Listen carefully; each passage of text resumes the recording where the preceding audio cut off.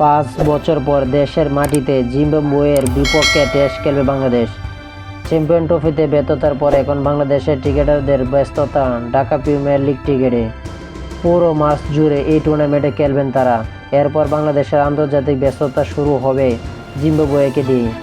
আগামী মাসে 2টি টেস্ট খেলতে বাংলাদেশে আসছে জিম্বাবুয়ে।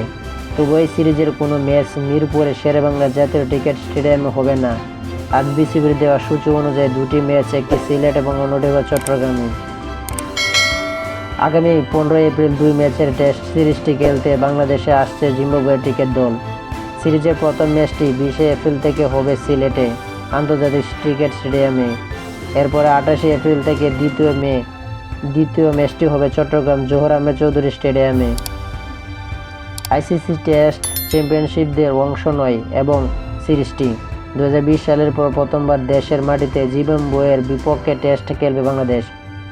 দেশে শেষ দেখায় জিম্বাবুয়েকে ইনিংস 106 রানের ব্যবধানে হারিয়েছিলেন বাংলাদেশ। এরপর 2021 সালে হারাতে আরেকটি টেস্ট খেলে দুই দল। সেই ম্যাচে বাংলাদেশ জেতে 220 রানে। আশা করি স্পোর্ট গ্যালারি চ্যানেলটি যারা সাবস্ক্রাইব করেন, স্পোর্ট গ্যালারি চ্যানেলটি সবাই সাবস্ক্রাইব করবেন। ভিডিওটা ভালো লাগলে লাইক এন্ড শেয়ার কমেন্ট করবেন।